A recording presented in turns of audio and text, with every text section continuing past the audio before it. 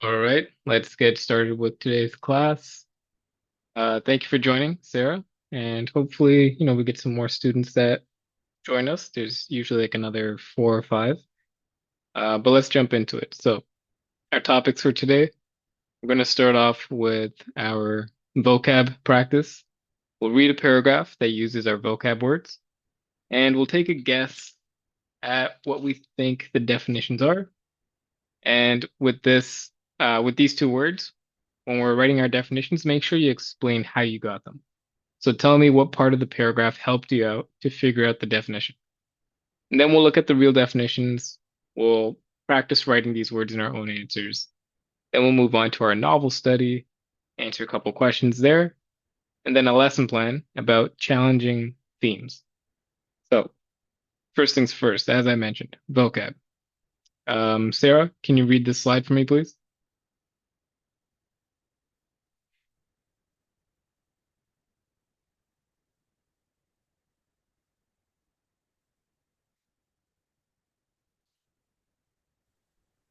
Uh, he negotiations reached an impasse not because solutions were impossible, but because each side viewed compromise as a sign of weakness. One delegate, however, remained usually perspicacious, recognizing that the loudest uh, disagreements often concealed shared Sealed. concerns. Sealed. Concealed shared concerns beneath the surface, while others became increasingly obdurate in defending their positions. She focused on the assumptions guid- guiding the Guiding. debate, guiding the debate rather than the arguments themselves. In doing so, she discovered that resolving the conflict required changing perspectives before changing policies. Nice. Okay, very well done. So we have our two vocab words here highlighted. Perspicacious, Pers- perspicacious, and perspic- obdurate. obdurate. Nice. So using the entire paragraph, try to your best to figure out what you think each word means and also explain it. So tell me, I think obdurate means this because the paragraph said this and this. So try your best. There's no wrong answers here. You're just taking a guess. And when you're ready, you can submit it into the chat and we'll take it up. I'll give you around somewhere between 5 to 7 minutes. If you need a bit longer, that's okay. If you have any questions, please let me know. Liam, thanks for joining. This is our usual vocab exercise, as you know. So the two words are highlighted here. Paragraph is on the screen. Um, Try best to come up with some definitions and explanations for those definitions.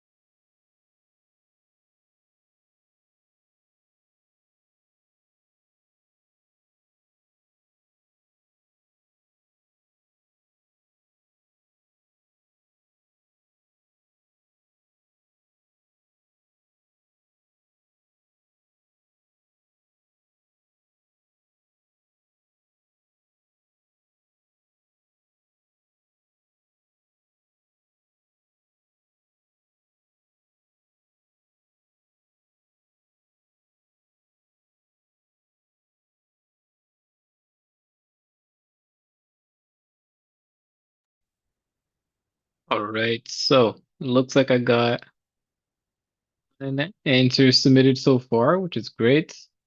And if any more answers come in, feel free to submit as soon as possible. But I'm going to take this up. All right. Liam, can you read your answer, please? I believe perspicacious can mean being able to agree with others and look from their point of view, because later sentences say how she discovered how you have to change people's perspectives before changing policies. Well, it said she was perspicacious before. Obdurate can mean something around the lines of stubborn, because at the beginning it stated how everyone viewed compromise as a weakness. Then later on it would say how they became increasingly obdurate in defending their position. So this brings me to the conclusion that obdurate can mean something like stubborn or unmoving. All right. Excellent job. So your definition for the second word, obdurate, perfect. You got it right. It's spot on. You explained it very clearly. Nicely done.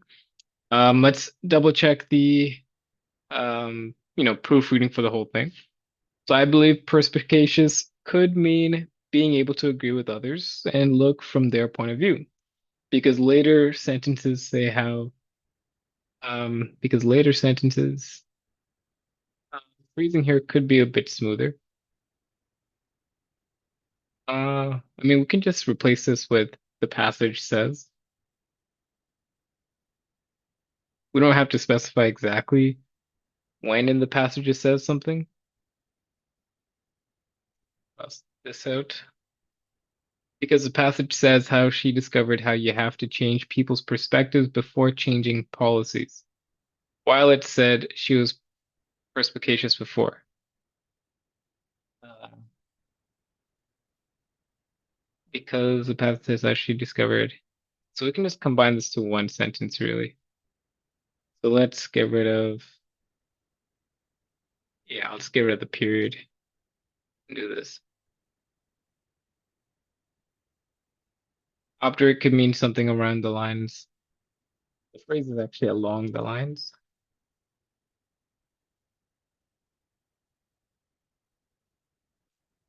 Along the lines of stubborn. And to be specific, being stubborn. Because at the beginning it stated how everyone viewed compromise as a weakness, then this comma can actually be moved right here. Then later on, it would say how they became increasingly obdurate in defending their positions. So this brings me to the conclusion that obdurate could mean something like stubborn or unmoving. And similar thing again, we're just going to say being stubborn or unmoving. Yeah, nicely done. So well written here. Good stuff. Good job using proof and backing it up. That is the only answer I have so far. Sarah, would you like to just hit submit on whatever you're writing? And we can take that up as well. I'll give you a minute.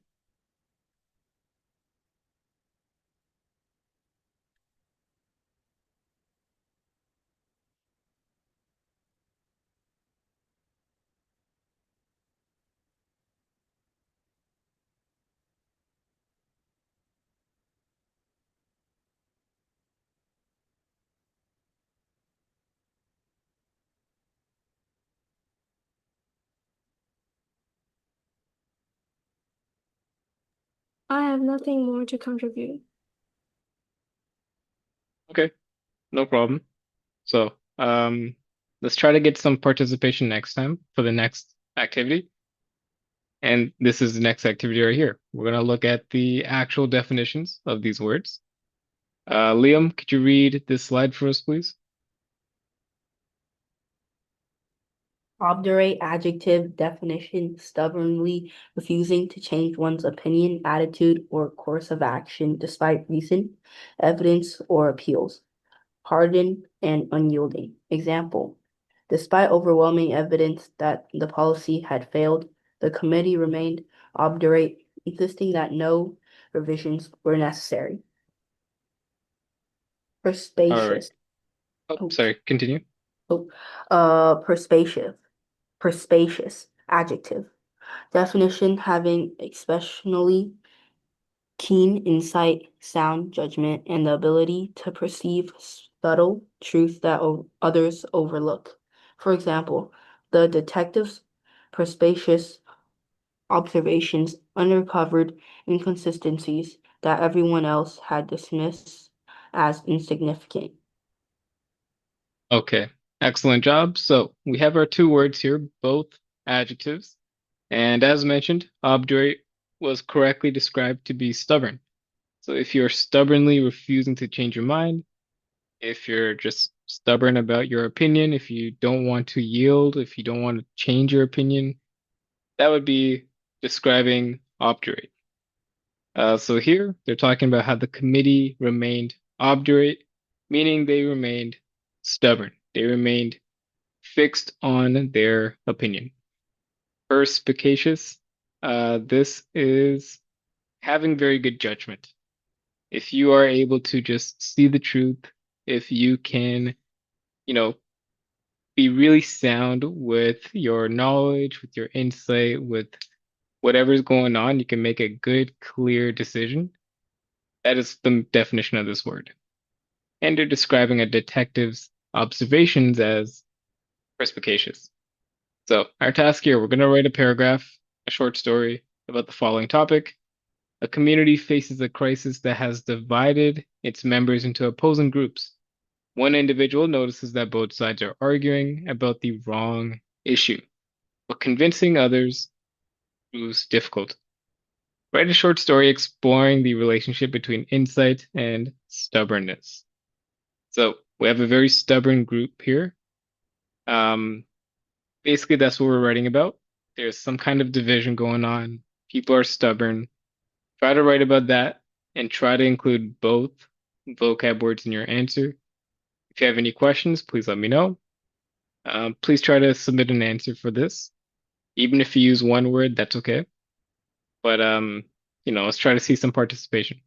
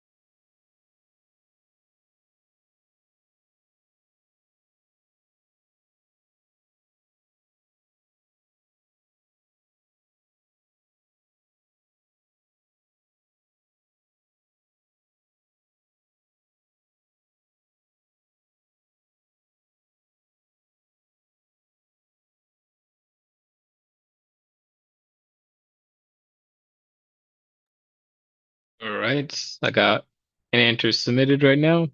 That's great. And oh, both answers. Nice. So let's take up this one first. Liam, can you read your answer for us, please? As the group of worker ants came back from retrieving food for the queen, one of its members had somehow unknowingly died. At first, the ants believed it must have been an accident, a rock fell on him, he was too old, or some natural inconvenience had killed him. However, as months and years passed by, more and more of the inconveniences happened. Now, the whole colony was in panic. They thought there was a killer behind the lines. There were two main beliefs on the mysterious deaths. One group believed it was the queen, and that she had turned on them. The other belief was that the red ants had been secretly attacking them. The two groups would continue to split the colony as more and more dead ants showed up. However, there was one ant who was exceptionally perspicacious. He saw that all ants who died had no visible injuries. So he came to the conclusion that it must be the humans putting harmful toxins around their colony. He would try his best to convince everyone that it was neither the queen or the red ants, but the humans. But to his dismay, no one listened. The whole colony was very obdurate and stubborn. Due to this, it resulted in the colony starting an unnecessary war with the Red Ants and the death of the queen, which caused the downfall of the colony. All right. Excellent answer right here. So this is a ton of, really impressive storytelling. Nicely done of, building up the plot, talking about both sides, certain characters and their thought process. All this is really well done. So let's take this up. So as a group of worker ants come back from retrieving food for the queen, one of its members had somehow unknowingly died. So usually we try to write in the past tense. So I'm going to change come back to came back. At first, the ants believed it must have been an accident. A rock fell on him, he was too old, or some natural inconvenience had killed him. What we can do here is actually split this up into two sentences, and we'll add the word perhaps. So perhaps a rock fell on him, he was too old, or some natural inconvenience had killed him. However, as months and years passed by, more and more of the inconvenience happened. Now, the whole colony was in panic. They thought there was a killer behind their lines. You can use a little connecting word here, as they thought there was a killer behind their lines. There were two main beliefs on the mysterious deaths. One group believed it was the queen and that she had turned on them. The other belief was that, let's say, while the other belief was that the red ants had been secretly attacking them. The two groups would continue to split in the colony as more and more dead ants showed up. However, there was one ant who was exceptionally perspicacious. He saw that all ants who had died had no. And we're just using these commas, but we're missing connecting words to put the two phrases together.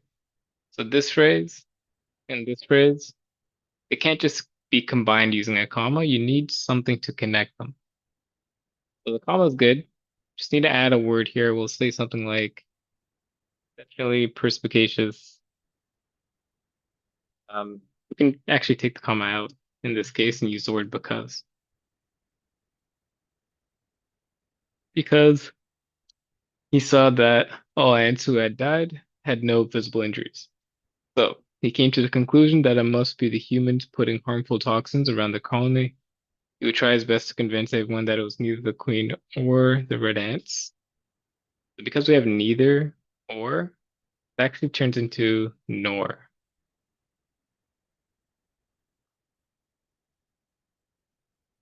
So neither the queen nor the red ants, but the humans. But to his dismay, no one listened.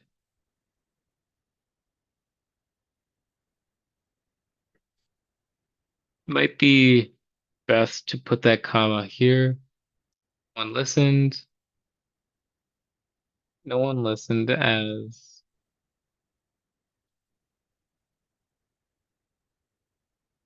and we'll get rid of that. Okay, so this comma is red, this word is red. As the whole colony was very obdurate and stubborn. So obdurate already means stubborn, so we can just kind of get rid of this. It's a little repetitive. Due to this, it resulted in the colony starting an unnecessary war with the red ants and the death of the queen, which caused the downfall of the colony. And that can be combined, those two sentences can be combined with a comma. Okay, like I said, really well done with storytelling. The words, vocab words are both used correctly. Um, where is obdurate actually? So I see this. Oh yeah, stubborn and obdurate. Okay, good. Excellent job. And Sarah, let me put your answer on the screen. Sarah, can you read your answer for us, please?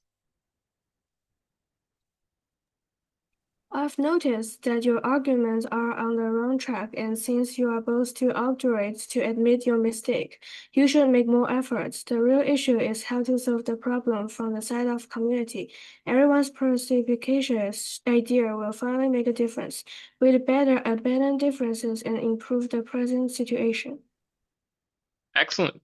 Very well done. So, in terms of using both vocab words, we did a great job.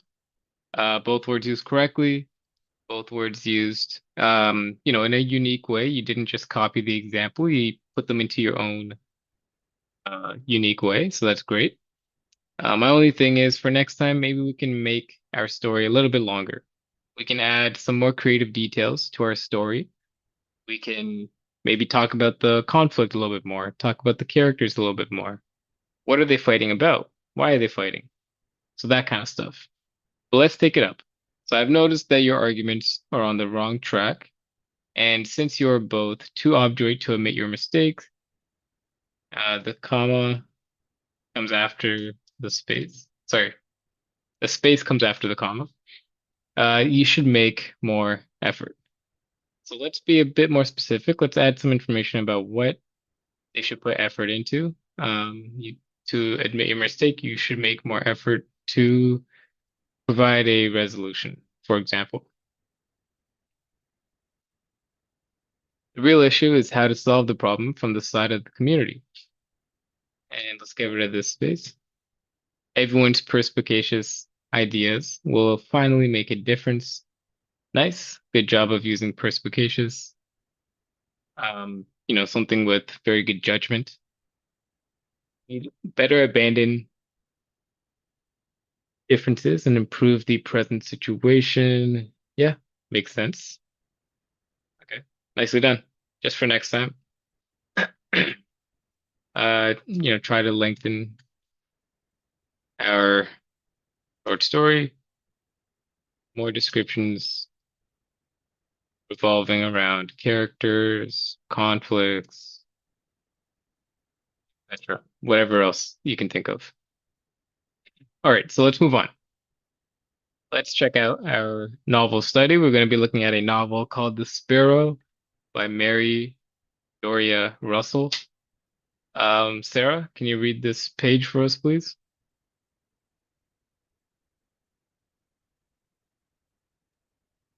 The Sparrow begins with the return of Emilio Sanders, a Jesuit priest who is the sole survivor of a mission to a distant planet after first contact with an intelligent extraterrestrial civilization. Physically and emotionally devastated, Emilio becomes the subject of intense public speculation. Expedition over as We, yeah, this, religious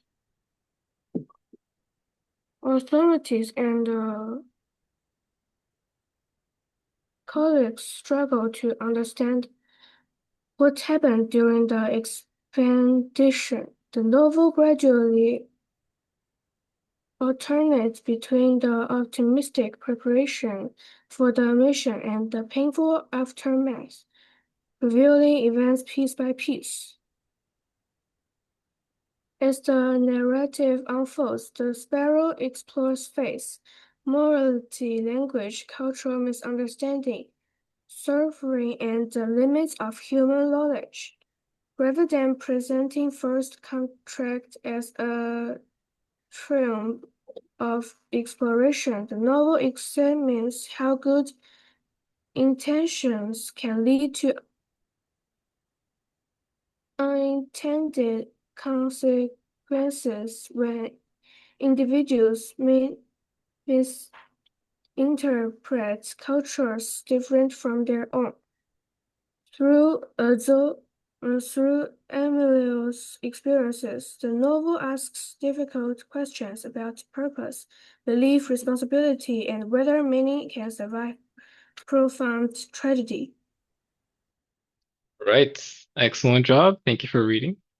So, our novel here, when we're dealing with something called an extraterrestrial, in case you guys don't know, it's just an alien.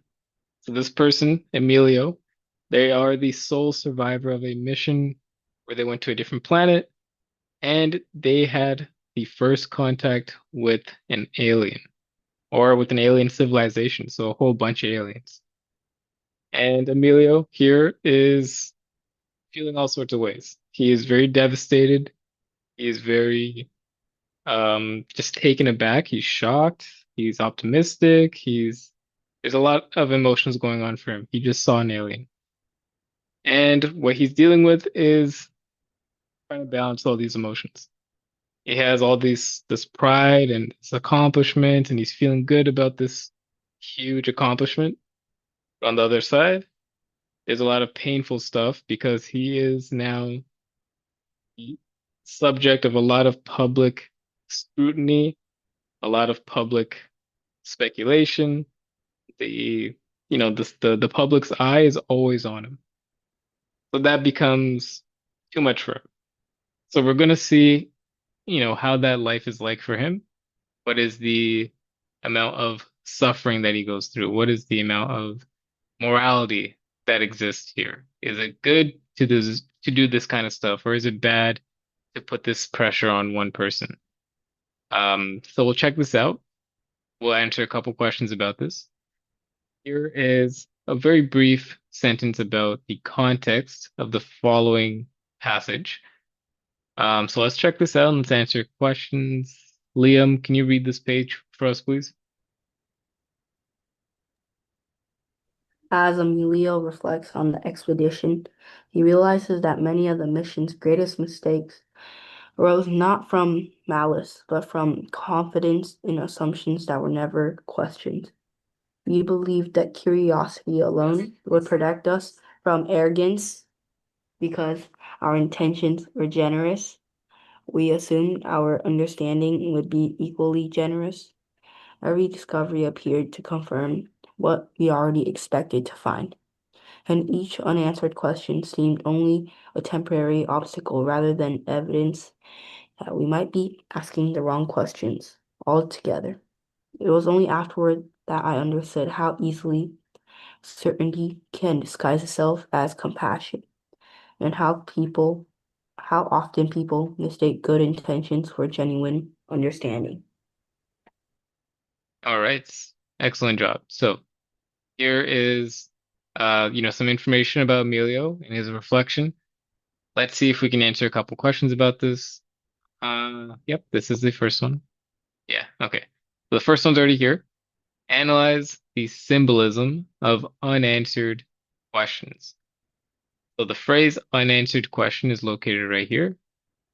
Um, tell me what you think unanswered question represents. What is the hidden meaning of it? So try to provide your answer using around 3 to 5 sentences. Passages on the screen, questions on the screen. I will give you the summary in the chat so you can read it there. And if you have any questions for me, please let me know.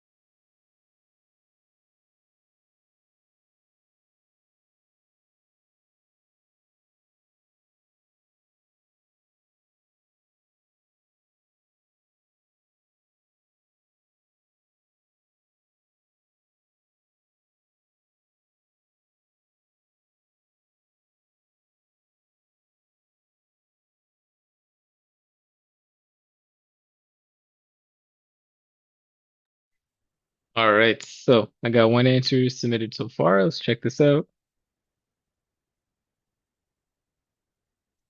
Okay, Liam, can you read your answer for us, please?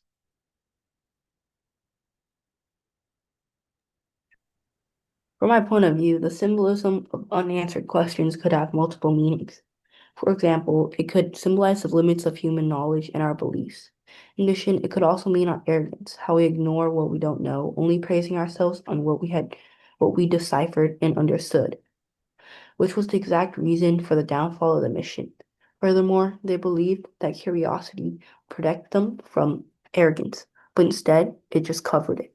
We would choose the things we could understand, and we would leave the things we couldn't because of our arrogance.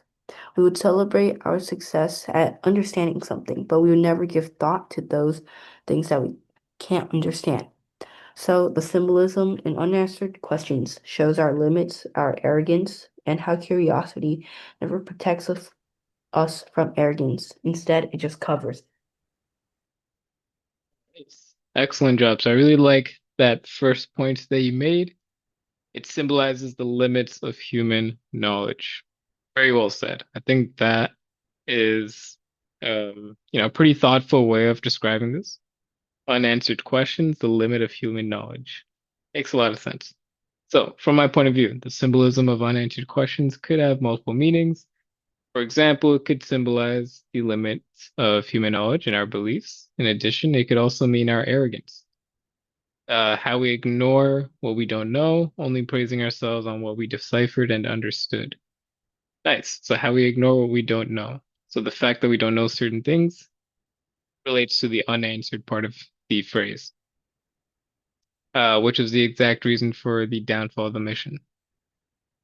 So, we can rephrase this. We can say, coincidentally, this was the exact reason for the downfall of the mission, and cross the word out. Furthermore, they believed that curiosity would protect them from arrogance, but instead it just covered it. We would choose the things we could understand, and we would leave the things we couldn't because of our arrogance. We would celebrate our success at understanding something, but we will never give thought to those things that we can't understand. So the symbolism in unanswered questions shows our limits, our arrogance, and how curiosity never protects us from arrogance. Instead, it just covers it. So very well said here. Like the structure that we provided, it's a very clean paragraph. Topic sentence, body sentences, closing remarks. Really good stuff. I don't really have much to add to this answer. It's very well written. And Sarah, let me also take up your answer. All right. Sarah, can you go ahead and read your answer? I think the unanswered questions symbolize cultural differences which lead to misunderstandings.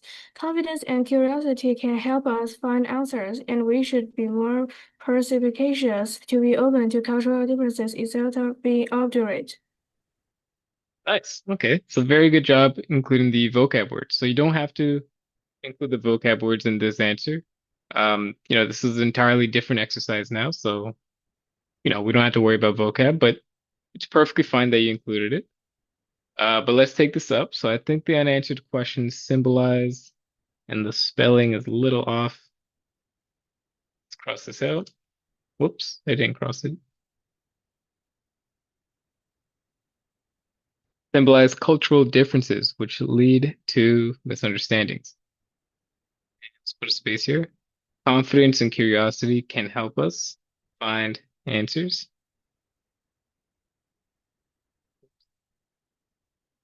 Um, make this red.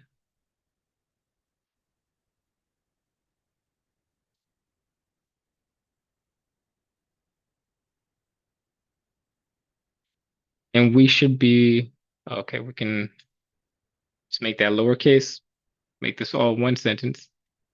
And we should be more perspicacious to be open to cultural differences instead of being obdurate. So we should be more insightful, have good judgment to be open to cultural differences instead of being Selfish. Sorry, not selfish. Stubborn. Okay. Couple fun answers.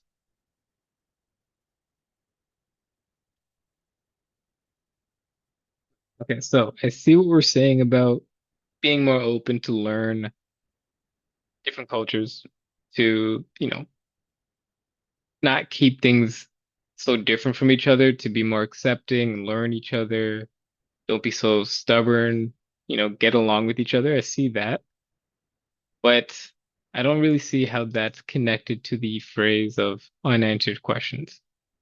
So the explanation is not entirely relevant to the question.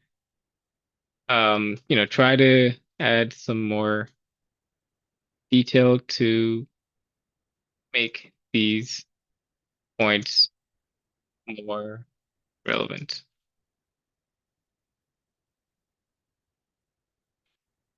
Alrighty. So, normally we would try to tackle the second question as well, but I don't think we have enough time. I want to move on lesson plan. So what we've been working with lately, for a few weeks is the theme of fate versus free will. And to quickly summarize, in case you don't know what these words mean, or if you forgot, fate is essentially the supernatural or the, social implications that are at play that tell us the consequences of our life. Like, where is our life going to end up? These are things that we cannot escape. So, because of ourselves or even a character in a book, because of a character's situation with their family, with their environment, with their personal history, whatever it is, they're limited to a certain lifestyle. They can only do so much. So that's fate. It's when you are limited to a certain life. Now, free will, on the other hand, is when you can change things about your life, is when you can change where your life goes. If you want to change your career, your life can change drastically because of that. If you want to change the city that you're living in, again, your life can change drastically because of that. You are in control of your life in that case. So that's what we're working on here, fate versus free will. And we're going to read a passage and answer a couple questions in regards to fate and free will. So here's our passage. Liam, can you read this passage for us, please?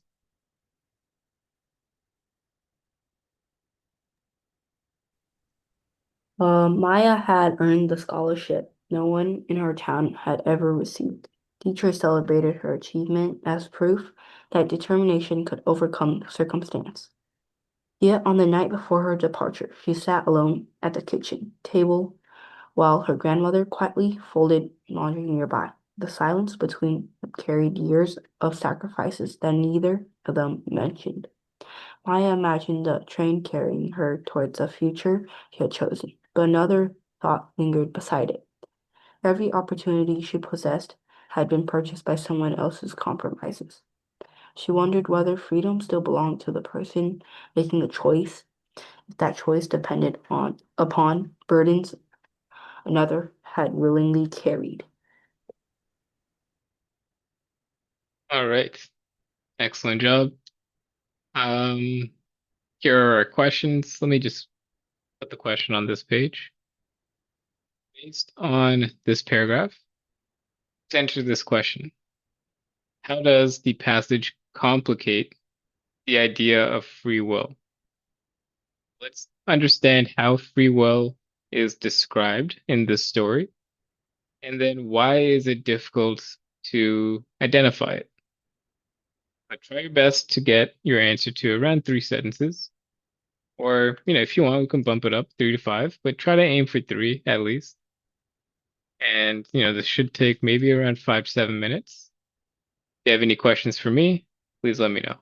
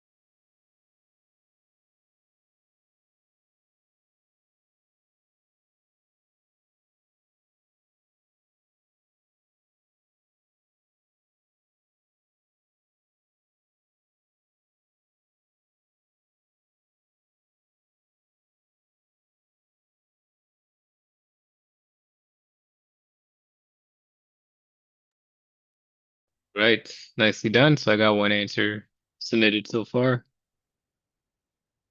Okay, both answers. Nice. All right. Liam, can you read your answer for us, please? From my point of view, free will, in simple terms, is just you can do what you want. However, if you look deeper into free will, it is far more complex. For example, this passage shows how free will could somehow be exchanged. For instance, the grandmother sacrifices her things, her free will, to give Maya something she could never achieve with her own free will. This shows how free will, yes, is something, oh wait, is technically how you can do whatever you want, but also shows how free will could be exchanged, transferred, or stopped. Free will could also be stopped when family is involved. You could leave, but you don't have the heart to do it. It could also be given. You don't have enough money for something, but your family provides it for you. So this passage and all the past passages on free will shows us how free will is not just do what you want, but instead something that could be exchanged and taken away. All right. So very interesting. Um, Interesting take that we got here. So free will can be exchanged and taken away. So from my point of view, free will in simple terms is just. You can do what you want. So when we say it's just, we saying just as in fair. Like, you know how justice comes from the word just. So saying that like it's fair.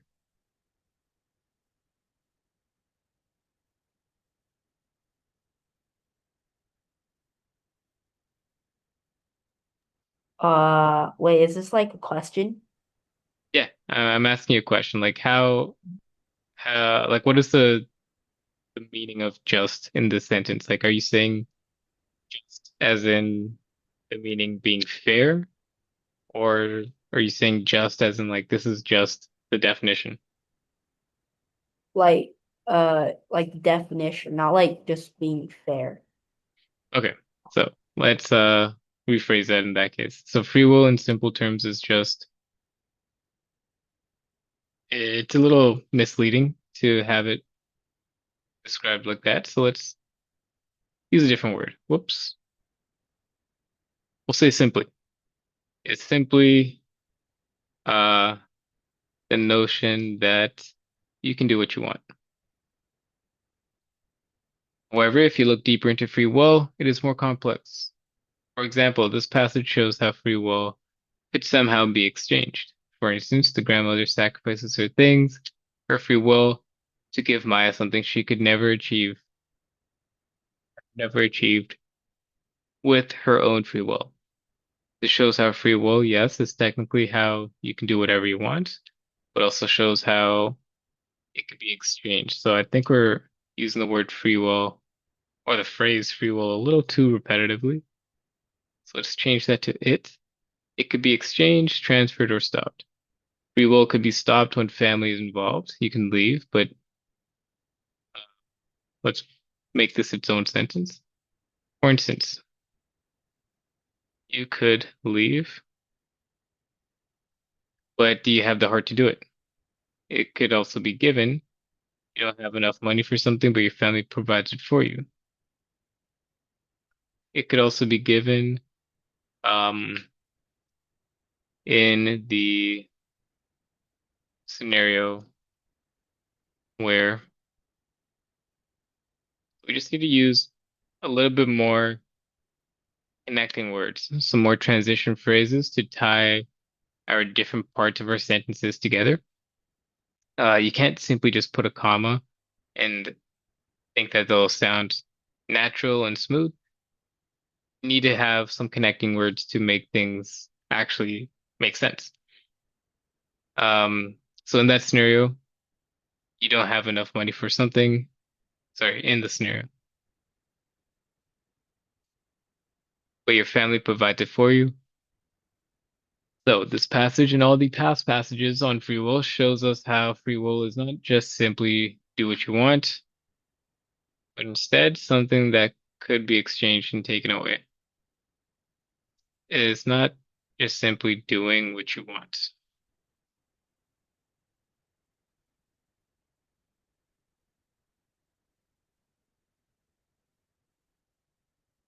And I'm going to add the word about. So it's not about simply doing what you want, but instead something that could be exchanged and taken away. Okay, good stuff. And that's, what makes the idea of free will complicated in this paragraph. Sarah, can you read your answer for us, please? This passage complicates the idea by highlighting pursuing one's dream and at the expense of others. It seems that achieving free will is a relative concept. Maya's free will sacrifices her grandma's toil, which makes her choice debatable. Excellent. So I really like that first sentence. This passage complicates, let's correct the spelling here, complicates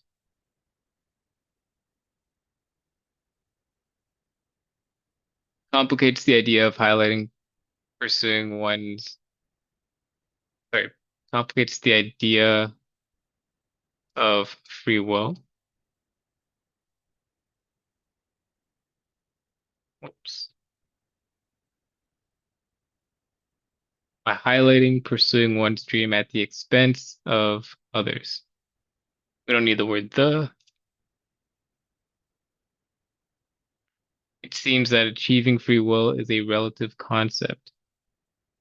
Nice. So I like how you phrase that here, because one person's free will doesn't mean it's someone else's free will. It's relative. Maya's free will sacrifices her grandma's oil, which makes her choice debatable. Makes her choice debatable. Okay. We can probably expand on this a little bit more. We can say, um, ultimately, uh, Maya was able to express her free will and, make a decision, for her or to change her life while her grandma had minimal say in the sacrifice that was made, uh, thus showcasing her lack of free will. So yeah, this sentence right here just kind of wraps it up a little bit more cleanly. So take the information that you already provided, but connect it to the idea of why free will is complicated. So we have information about Maya's free will and the grandma. But we need to tie it back to what makes things so complicated. It's complicated because Maya has free will. She's able to do things on her own. She's able to make decisions to change her life, but her grandma doesn't. Her grandma is um not able to express the same free will. She's kind of stuck with this decision. She's stuck with this sacrifice. So as long as we make that point a little bit clear, we're good to go. But yeah, I think, yeah, so we are out of time here. Maybe we can try the next questions in the next class. But good stuff today. Good participation. I'll see you all next week. Take care. Bye. Thank you. Bye-bye. Bye bye, teacher. Bye.